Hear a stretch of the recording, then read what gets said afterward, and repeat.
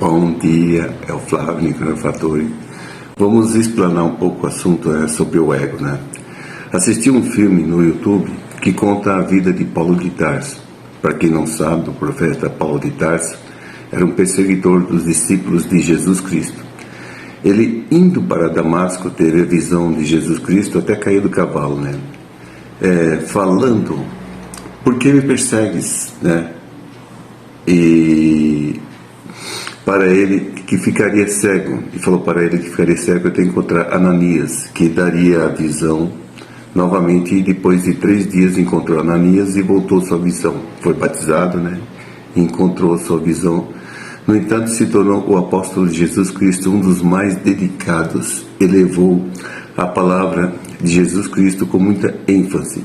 Inclusive, foi o maior escritor do Novo Testamento. Ele passa de um dos ferrenhos perseguidores de Jesus Cristo.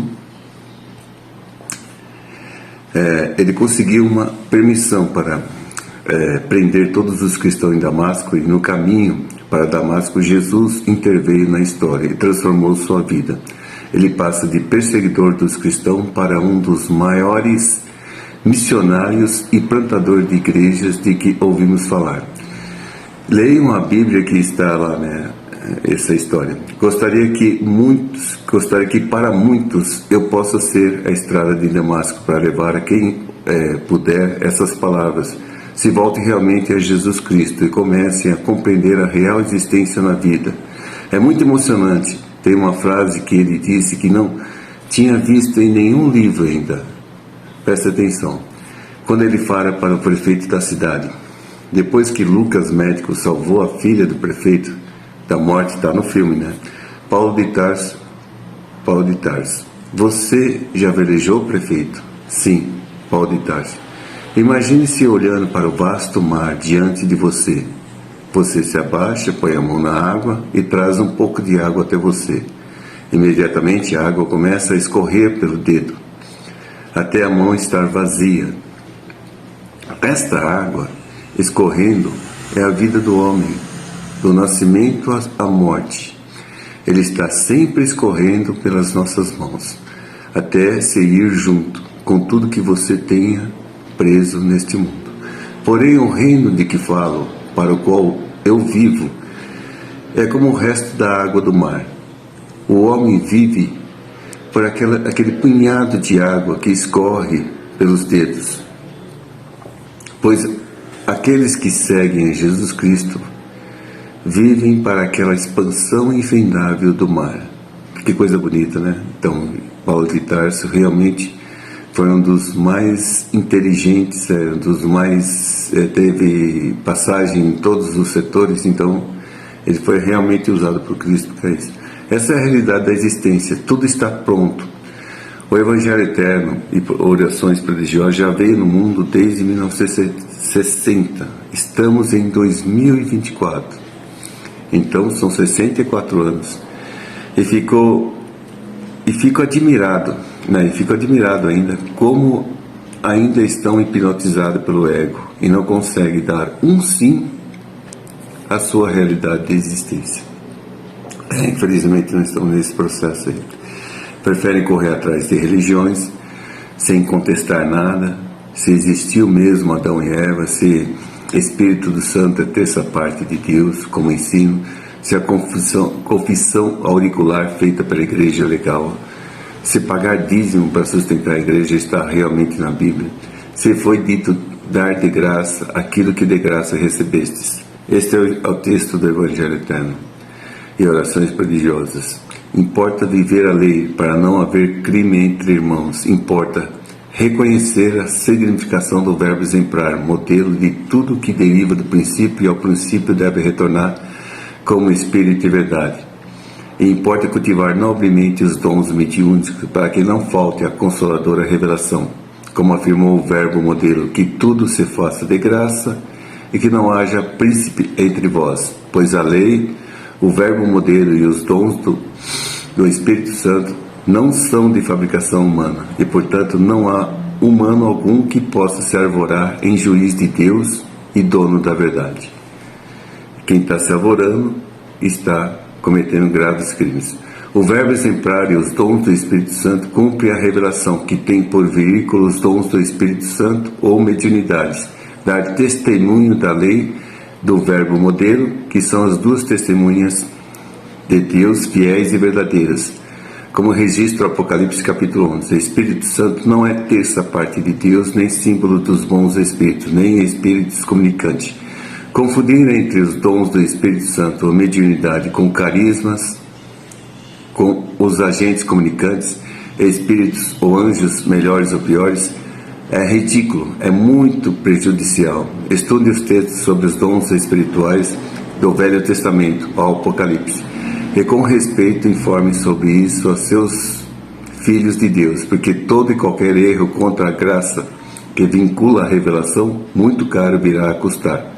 É um intercâmbio entre os dois planos, né? Olha o que diz as cartas de Cristo sobre o ego e como dissolvê-lo, né? Essa parte eu deixei no Facebook. Portanto, repetirei a lista de características negativas expostas nas primeiras páginas dessa carta. Quero que as leiam com cuidado e que observem suas próprias reações e sentimentos, conforme as passas vagarosamente em revista: a crítica, o sarcasmo, o julgar, o denegrir, o gerar inimizades, a intolerância, o ódio, os ciúmes, a agressão, os impulsos violentos, os roubos, as falsidades, as relações desonestas, a difamação. Como começar a desfazer-se de qualquer dessas distorções que você sabe que são parte de sua consciência.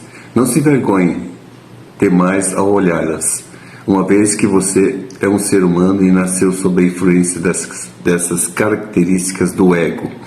Assim, não tenha medo, nem fique excessivamente desencorajado a enfrentá-las. Dê o primeiro passo com total honestidade e anote em uma folha de papel. Anotando uma folha de papel, né? Segundo passo é pegar o papel, deitar e colocar sobre o peito. Feche os olhos e recorra em pensamento à realidade divina, a fonte de seu ser, que você já deve compreender agora, é seu procriador amoroso, seu verdadeiro pai e mãe espiritual, que irradia generosamente e de maneira contínua e consistente amor incondicional de pai e mãe. Dê a você um tempo para quietar sua mente até que sinta que está se movendo além de sua própria consciência.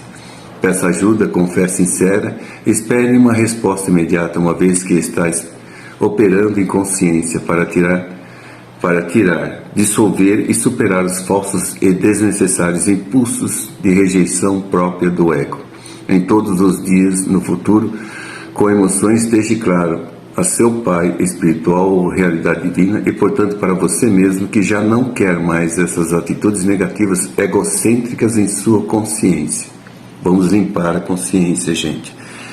Peça inspiração e poder para esforçar-se e evitar ou negá-las deste dia em diante. Ao fazer isso, você está criando uma nova forma de consciência que agora começa a infiltrar-se e a substituir sua consciência atual.